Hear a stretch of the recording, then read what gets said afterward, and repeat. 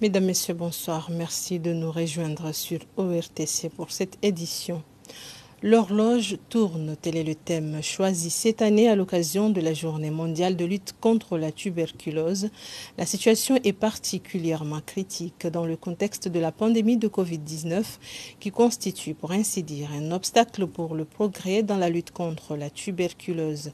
Le 24 mars de chaque année est une occasion de mener des campagnes de sensibilisation afin de mieux faire connaître au grand public les terribles conséquences sanitaires, sociales et économiques de cette maladie. L'Union des Comores, à l'instar des autres pays du monde, a célébré ce mercredi à Moroni la journée mondiale de lutte contre la tuberculose. Reportage de Tidjara Swali et Salim Benabdillah Zarkachi. La cérémonie s'est déroulée en présence des autorités sanitaires et représentants de l'OMS. Elle a été marquée par 2 discours prononcés respectivement par le représentant de l'OMS et Madame la ministre en charge de la Santé, Loubia Kout. Au cours de leurs interventions, ils ont mis en relief de nombreux thèmes pour sensibiliser l'opinion publique, notamment le dépistage à temps pour éviter l'accélération de la tuberculose. Cette journée constitue donc l'occasion pour notre pays d'intensifier et de renforcer les activités de sensibilisation et de plaidoyer pour amener la population à adopter des comportements sûrs et responsables pour la prévention de cette maladie. Malheureusement, compte tenu de la pandémie de la Covid-19, la journée de cette année 2021 est organisée sans la présence effective des acteurs de lutte contre la tuberculose et de la population en général. Certes, des progrès ont été réalisés dans bien 2 pays, mais la tuberculose continue à faire des ravages en Afrique. À en croire le représentant de l'OMS, Abdoulaye Diarra, il reste beaucoup à faire pour atteindre les objectifs intermédiaires de 2020. En 2019, près de 2 500 000 cas de tuberculose ont été notifiés dans la région africaine, soit 25% de la charge de morbidité mondiale liée à cette maladie. Plus de 500 000 Africains perdent la vie chaque année à cause de la tuberculose. Il n'y a aucune excuse pour cette situation, le dépistage et le traitement de la maladie étant gratuits dans tous les pays. En guise de conclusion, le représentant de l'OMS exhorte les gouvernements et les partenaires à résorber les déficits financiers qui entrave la riposte à la tuberculose en Afrique pour que la région puisse atteindre les cibles des objectifs de développement durable liés à cette maladie dans l'intérêt des populations africaines et des générations futures. De son côté, Madame la ministre de la Santé lance un appel solennel à tous pour un renforcement de la sensibilisation des communautés autour de certaines vérités de la tuberculose, à savoir la tuberculose est guérissable, la diagnostic et la prise en charge sont gratuits, c'est une maladie qui n'est pas héréditaire. Toujours dans la page santé de cette édition, en cette période de couvre-feu, les pharmacies de garde sont de moins en moins fréquentées. Le constat a été fait par nos reporters qui sont allés à la rencontre de ces pharmaciens. Écoutons. Je crois que c'est à cause des autorisations de circuler. Donc ce n'est pas tout le monde qui a un permis de circuler. Donc ceux qui ont des petits soucis à la maison le soir, ils peuvent rester jusqu'au matin. Quelqu'un qui a mal de tête, c'est difficile d'expliquer aux gendarmes, à ceux qui assurent la sécurité, donc que lui, il a mal aux dents, il a mal à la tête, il va aller à la pharmacie acheter du paracétamol ou du Doliprane. Moi, je comprends les gendarmes, je comprends aussi les malades. Mais je vous dis, à partir de 20h, il n'y a presque pas de clients. Les agents de la société Telma ont fait don de sang ce lundi à Moroni. C'est un moyen d'approvisionner la banque de sang de l'hôpital El Marouf. Le docteur Mondir Mohamed Djouber parle d'un geste citoyen. Nous sommes venus aujourd'hui en tant que personnel de l'hôpital El Marouf, médecins, laborantins, pour superviser et réaliser cette opération. Sur cela, nous remercions infiniment, de façon exceptionnelle, le personnel de la société Telma de nous avoir accordé de donner leur sang au profit des patients. Pour donner leur sang, il fallait nous les sécuriser aussi Nous sommes là pour examiner chaque personnel qui vient pour donner son sang volontairement. Nous l'examinons pour déterminer son état de santé, que ce soit de façon clinique, que ce soit de façon biologique, afin que la personne qui donne son sang soit en forme après avoir donné. Ceci nous permettra dans les prochains mois ou dans les prochaines années de pouvoir accepter aussi de venir donner son sang. Le don de sang est un geste qui peut sauver des vies. Lutte contre le Covid-19, le directeur général de la Santé nous fait état de la situation sanitaire dans le pays, selon les données et informations enregistrées ces dernières 24 heures par le ministère de la Santé. Au cours des dernières 24 heures, le ministère de la Santé, de la Solidarité, de la Protection sociale et de la promotion du genre a enregistré un nouveau cas. Ce nouveau cas est enregistré au niveau de Mali. Nous avons enregistré 8 nouveaux guéris et ces 8 nouveaux guéris sont enregistrés au niveau d'Ngazidja. Dieu merci, nous n'avons pas enregistré des décès au niveau de l'ensemble du territoire national. Les cas actifs que nous avons actuellement sont au nombre de 45. Parmi ces 45, il y a 27 en Ngazidja, 15 en Zouani et 3 à Moéli. Dans nos sites, c'est-à-dire à Sambankouni, à Bambamtsanga et à Fomboni, nous suivons 3 patients. Et ces 3 patients sont suivis au niveau du site de CHRI de Fomboni. Nous n'avons pas de patients en soins intensifs. À domicile, nous suivons 42 patients. Parmi ces 42 patients, 27 sont suivis en Ngazidja, 15 en Zouani et 0 patients suivis au niveau de l'île de Moadi. Mesdames et messieurs, le ministère de la Santé, de la Solidarité, de la Protection sociale et de la promotion du genre lance un appel à chaque individu et à l'ensemble de la communauté et les exhorte à rester vigilantes en renforçant le respect des mesures barrières afin d'éviter une nouvelle recrudescence des cas de coronavirus dans le pays. Autre volet de l'actualité, le coordinateur du projet Facilité Emploi en la personne de Hassani Malik a procédé hier à la signature de 4 conventions avec les organisations de la société civile. Des projets liés à l'agriculture, la pêche et la transformation des produits halieutiques seront financés par l'AFD à hauteur de 280 122 547 francs comoriens. Ainsi, 523 emplois seront créés, dont 389 pour les femmes.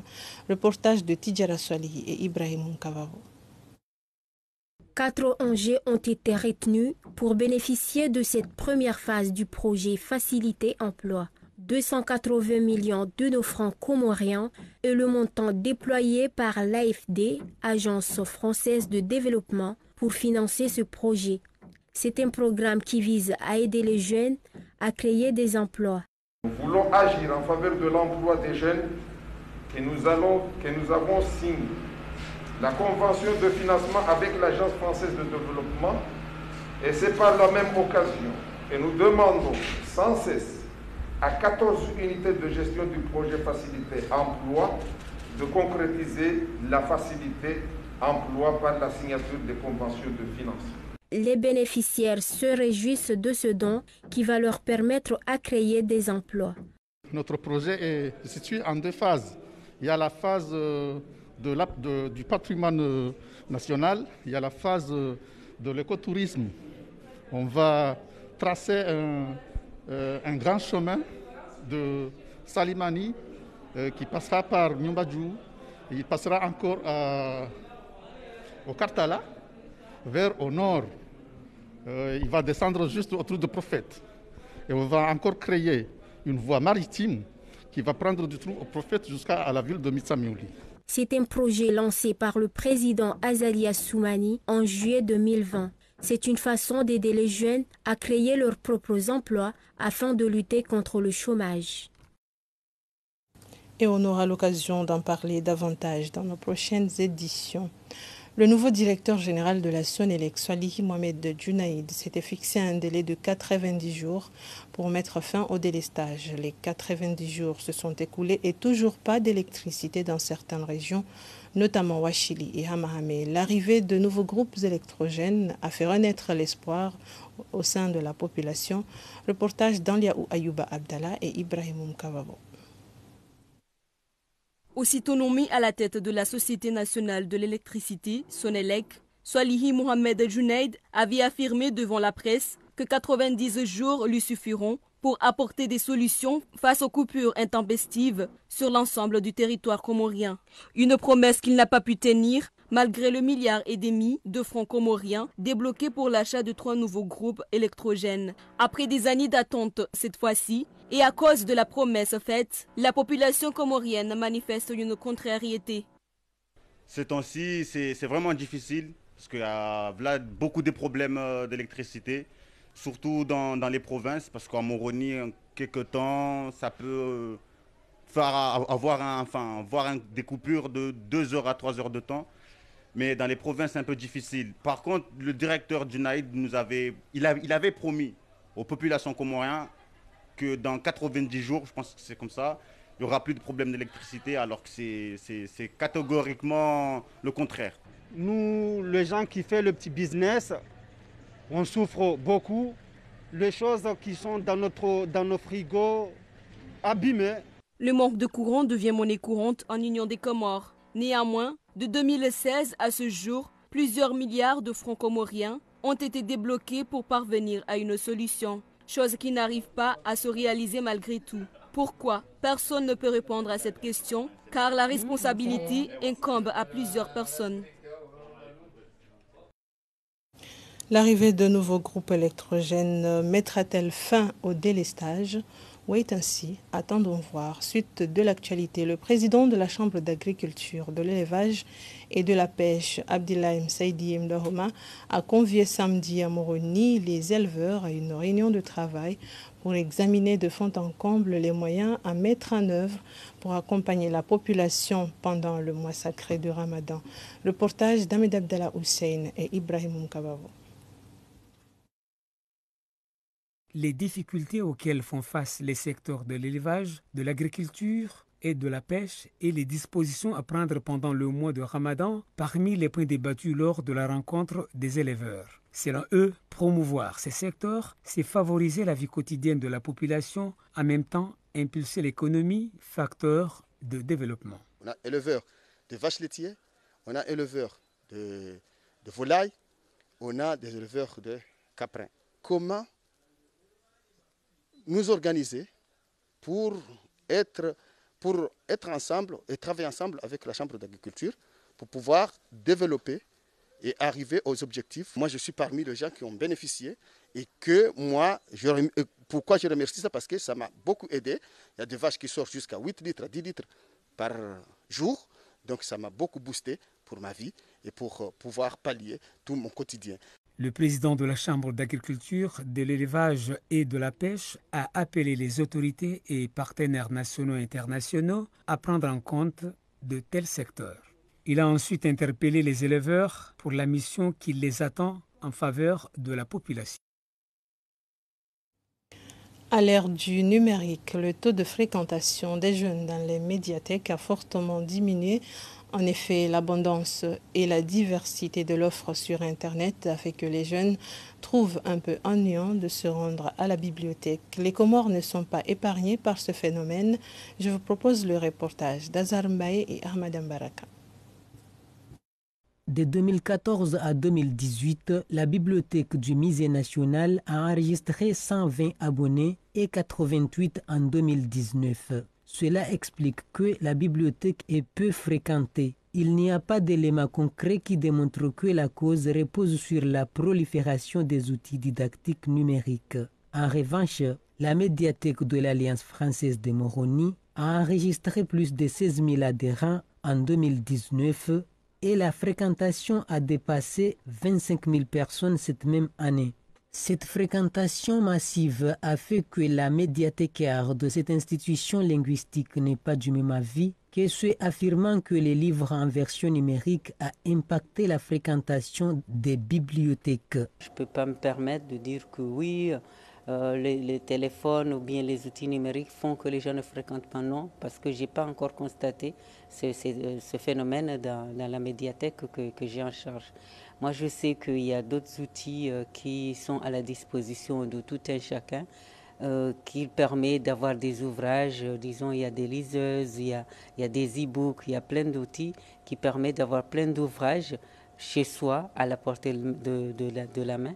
Mais ici, dans notre pays, ces outils-là ne sont pas encore vulgarisés. Les gens n'ont pas encore les moyens de s'offrir ce genre d'outils parce que peut-être que ça coûte cher ou bien peut-être que les gens ne connaissent pas.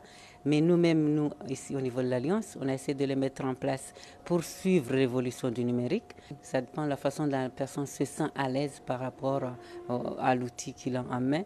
Parce que si c'est un enfant de la génération numérique qui a l'habitude de ces outils-là, il peut se sentir à l'aise avec une liseuse ou bien à l'aise avec une tablette. Par contre, les gens de notre génération, il y a certains même qui me disent, moi je me sens bien quand j'ai le support papier entre les mains. Quand j'ai un livre entre les mains, c'est là où je me sens bien.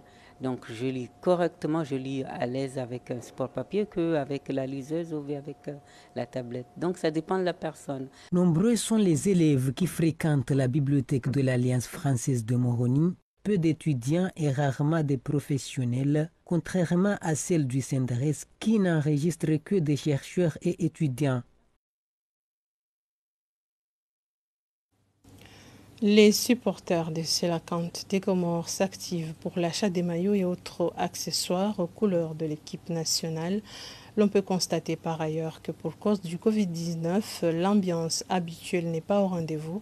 Reportage d'Anliaou, Ayouba Abdallah et Ibrahim Kamabo. Tôt ce mercredi, hommes et femmes se sont réveillés dans l'ambiance pour supporter l'équipe nationale à un jour de la rencontre Comores-Togo. La couleur verte flotte dans les rues, les voitures et le drapeau national hissent partout. Un match à huis clos, mais qui ne laisse les supporters indifférents. On est tous derrière l'équipe, on est ensemble et on espère avoir vraiment un match historique demain, Inch'Allah. Demain, je ne sais pas si il y aura quelqu'un qui va rester à la maison. On y sera tous dehors, sur la route ou plutôt au terrain, peu importe là où on y sera, mais on y sera dans l'ambiance. Pour supporter l'équipe nationale, certains villages coupent des arbres fruitiers sans tenir compte que le déboisement, sans reboisement, est un danger pour l'homme. Au stade Malouzini, les responsables sont au four et moulin pour les derniers réglages pour que le match se déroule dans les meilleures conditions. N'oublions pas, la meilleure façon de soutenir les Selakant, c'est de respecter les mesures barrières contre le Covid-19. À J-1 de la rencontre Comores-Togo, le sélectionneur des Selakant des Comores, Amir Abdou, a tenu une conférence de presse ce mercredi. Au cours de cette rencontre avec les chroniqueurs sportifs de la place, il a tenu à rassurer que l'équipe est prête à affronter les éperviers du Togo demain au stade Omnisport de Malouzini. Il faut qu'on arrive à jouer les matchs un par un, pas se prendre la tête. C'est ce qu'on fait depuis le début. Voilà, je pense qu'il y a zéro pression. Les joueurs aussi savent aussi cet enjeu, ce point qui nous reste pour clôturer un petit peu notre projet et notre envie d'aller dans cette compétition. Il y a aussi cette expérience, il y a aussi un mélange aussi d'anciens et de jeunes. Voilà, on arrive à se maîtriser, le groupe vit bien. Ils savent ce qu'ils doivent faire sur cette rencontre-là. Voilà, et je sais qu'ils le feront avec aucune pression. Voilà, on va tout faire pour gagner le match. Après, c'est comme je l'ai dit, hein, ça va être dans le jeu qu'on va voir. On va pas reculer. Au contraire, on va avancer. Parce qu'on a travaillé depuis des années, on a travaillé dur. On est au bout de ce projet-là. Comme j'ai dit, il ne faut pas faire le match à l'avant, comme l'a dit Face tout à l'heure. Voilà. Nous, on va tout faire pour aller chercher les 3 points. L'enjeu est de taille, c'est de décrocher le ticket pour la CAN 2022 au Cameroun. Le président de la République, Azalia Soumani, s'est rendu au stade de Malouzini à la rencontre des joueurs de l'équipe nationale. Le chef de l'État a tenu à faire le déplacement pour montrer son engagement et sa volonté de soutenir les Selakant. Selon lui, le gouvernement ne ménagera aucun effort pour la promotion du football dans le pays.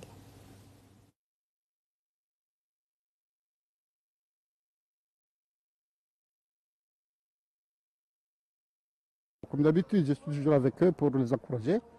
Donc ils savent que effectivement, partout on est avec eux, mais quand on est présent, ce n'est pas la même chose quand on est loin. Les Arabes ont dit les Salhabar Kal'an, donc il faut être là. Effectivement, j'ai été surpris agréablement parce qu'ils savent que j'ai tellement de travail et le fait que je me suis déplacé, mais c'était un devoir. C'est un devoir parce que ce sont des enfants qui sont engagés pour la fierté du pays. Donc venir ici, effectivement, les rassurer de notre soutien, de notre plaisir, et de notre conviction qu'ils feront la fierté du pays. Effectivement, j'étais satisfait et c'est tout à fait normal. Je dis aux Comoriens que voilà un bel événement, l'événement qui nous rassemble. On est des humains, on se tiraille en famille, avec les enfants, dans les villages, dans les communes. Mais lorsqu'il y a un événement qui vous rassemble, ça c'est très important. Donc effectivement, à partir de cet événement-là, c'est ça le sport. Donc nous rassemble, nous avons le Sélacan qui représente notre pays. En fait, c'est un bel exemple qu'on peut se tirailler, mais quand il y a quelque chose qui est pour l'intérêt du pays, on doit se rassembler. Voilà le bel exemple qui va nous servir pour d'autres choses encore. Quelle est votre fierté puisque vous avez dépensé des sommes pharaoniques pour soutenir cette équipe nationale? Pharaonique, merci beaucoup. Mais je pense qu'il mérite beaucoup plus. Donc c'est vrai, vous avez raison, parce que le pays a beaucoup de victoires avec le Covid. Parce que le Covid, ça fait plus d'un an, on le finance, nous-mêmes, par des moyens propres. Et puis la vie des Comoriens continue, vous l'avez constaté. Donc le fait qu'on a pu faire quelque chose pour eux, écoutez, c'est un devoir. Tout ce qu'on espère, c'est que, effectivement, que ça sert à quelque chose. En tout cas, on leur fait confiance. Et que ce qu'on a fait, je pense que c'est le minimum qui devait être fait en tant que devoir. On continue à le faire parce qu'eux, ils nous encouragent à le faire. Donc on est dans la bonne voie et ça va y aller. Soutenir l'équipe nationale est un devoir pour le président de la République qui a tenu à souligner que le sport est un bel exemple d'unité. Le conseil hebdomadaire des ministres s'est tenu ce mercredi à Beiti Salam, placé sous la conduite du président Azali Assoumani. Plusieurs points ont été évoqués, notamment la rencontre Comore-Togo demain au stade de Malouzini. Oumedim Sadié, porte-parole du gouvernement, appelle la population à plus de vigilance en respectant les mesures barrières contre le Covid-19. En sa qualité de ministre de l'Énergie, il a également rassuré que la Sonelec va fournir de l'électricité pour permettre à tout Comorien de suivre le match depuis chez soi. Je vous propose ces images de Salim Zarkachi. Et c'est ainsi que s'achève cette édition. Merci d'avoir été au rendez-vous. Bonne suite de programme sur ORTC.